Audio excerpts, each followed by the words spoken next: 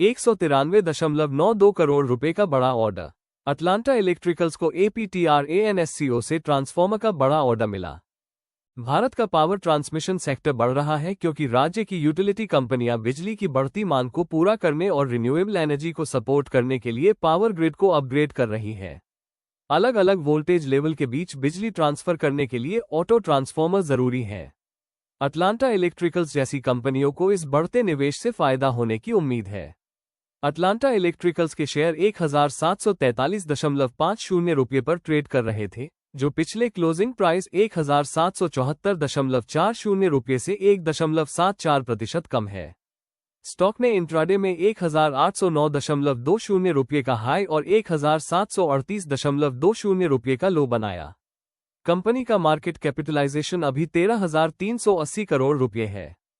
क्या खबर है? अटलांटा इलेक्ट्रिकल्स लिमिटेड को APTRANSCO से 193.92 करोड़ रुपये GST सहित के ऑर्डर के लिए लेटर ऑफ इंटेंट मिला है। इस कॉन्ट्रैक्ट में 160 MVA 220/132 किलोवोल्ट वाले 12 ऑटो ट्रांसफार्मर की डिजाइन, मैन्युफैक्चरिंग, टेस्टिंग, सप्लाई और अनलोडिंग शामिल है। ये ऑर्डर पावर ट्रांसमिशन सेक्टर में कंपनी की मौजूदगी को मजबूत करता है और राजस्थान राज्य विद्युत प्रसारण निगम लिमिटेड से मिले 291.68 करोड़ रुपए के ऑर्डर के बाद आया है। ये घटनाक्रम south Bihar power distribution company limited द्वारा अटलांटा इलेक्ट्रिकल्स पर लगाए गए बैन को तुरंत प्रभाव से हटाने के कुछ समय बाद हुआ है। इस बैन के हटने से कुछ राज्य यूटिलिटी टेंडर्स के लिए कंपनी की पात्रता पर लगी संभावित रोक हट गई है और ट्रांसमिशन सेक्टर के बड़े कॉन्ट्रैक्ट हासिल करने और उन्हें पूरा करने की उसकी कोशिशों को बढ़ावा मिला है। फाइनेंशियल और business analysis Atlanta electricals limited के तिमाही नतीजों को देखें तो कंपनी का ऑपरेशन से कंसोलिडेटेड रेवेन्यू सालाना आधार पर 47.59% बढ़कर Q1 FY26 में 317.53 करोड़ रुपए से Q1 FY27 में 468.65 करोड़ रुपए हो गया और तिमाही आधार पर Q4 FY26 के 755.18 करोड़ रुपए से 37.94% घट गया।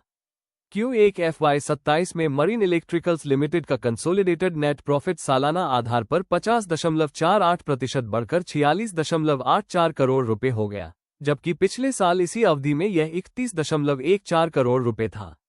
Q4 FY26 की तुलना में नेट प्रॉफिट 54.17% घटकर 102.19 करोड़ रुपए से कम हो गया।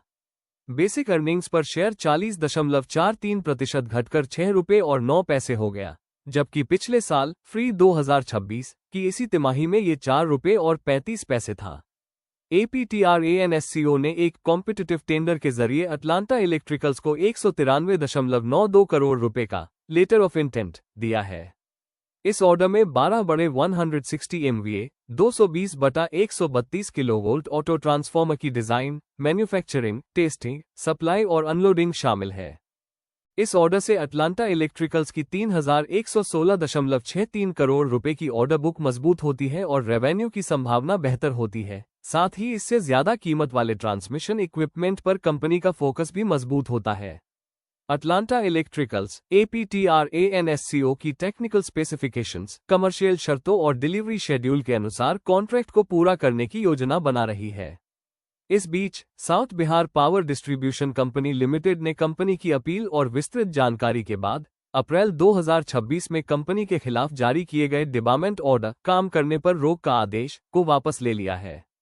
अटलांटा इलेक्ट्रिकल्स ने साफ किया था कि यह मामला CPRI भोपाल में टेस्ट के बाद हुए इंस्पेक्शन के दौरान देखी गई एक छोटी सी बात से जुड़ा था, न कि किसी डिजाइन की खराबी या क्वालिटी से जुड़ी बड़ी समस्या से। इस आदेश के वापस लिए जाने से भविष्य में राज्य की यूटिलिटी कंपनियों के टेंडर में भाग लेने में आने वाली संभावित रुकावट दूर हो गई है और इससे पब्लिक सेक्टर के ग्राहकों के साथ संबंध मजबूत करने की कंपनी की कोशिशों को भी मदद मिलती है। इंडस्ट्री का ओवरव्यू। भारत का पावर ट्रांसमिशन सेक्टर तेजी से बढ़ने वाला है क्योंकि देश रिन्यूएबल एनर्जी की ओर बढ़ रहा है और अपनी इलेक्ट्रिक ग्रिड कनेक्टिविटी को बेहतर बना रहा है। नेशनल इलेक्ट्रिसिटी प्लान के अनुसार 2031-32 तक भारत की ट्रांसमिशन क्षमता बढ़कर 6.48 लाख सर्किट किलोमीटर और ट्रांसफॉर्मेशन क्षमता 2345 गीगावाट होने की उम्मीद है। इसके अलावा इंटर रीजनल ट्रांसफर क्षमता जनवरी 2026 में 120 गीगावाट से बढ़कर 2032 तक 168 गीगावाट होने का अनुमान है।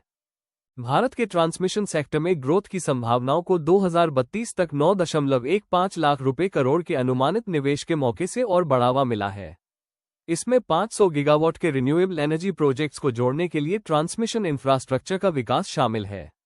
ट्रांसफॉर्मर मार्केट का साइज 2032 तक लगभग 8.2% की CAGR से बढ़कर $5.20 बिलियन तक पहुंचने का अनुमान है। इसलिए सरकारी यूटिलिटीज और ज्यादा रिन्यूएबल एनर्जी पैदा करने की क्षमता वाले राज्यों में हाई वोल्टेज ट्रांसफॉर्मर की अच्छी मांग देखने को मिल सकती है। कंपनी की जानकारी अटलांटा इलेक्ट्रिकल्स लिमिटेड 30 से ज्यादा समय से ट्रांसफॉर्मर बना रही है। ये कई तरह के ट्रांसफॉर्मर बनाती है, जिनमें छोटे 5 MVA यूनिट से लेकर हाई वोल्टेज पावर नेटवर्क में इस्तेमाल होने वाले बड़े 500 MVA यूनिट तक शामिल है। कंपनी गुजरात और कर्नाटक में 5 फैक्ट्रियां चलाती है और इसने 31 मार्च 2026 तक कुल 1,16,000 MVA से ज्यादा क्षमता वाले 4,800 से ज्यादा ट्रांसफॉर्मर सप्लाई किए हैं।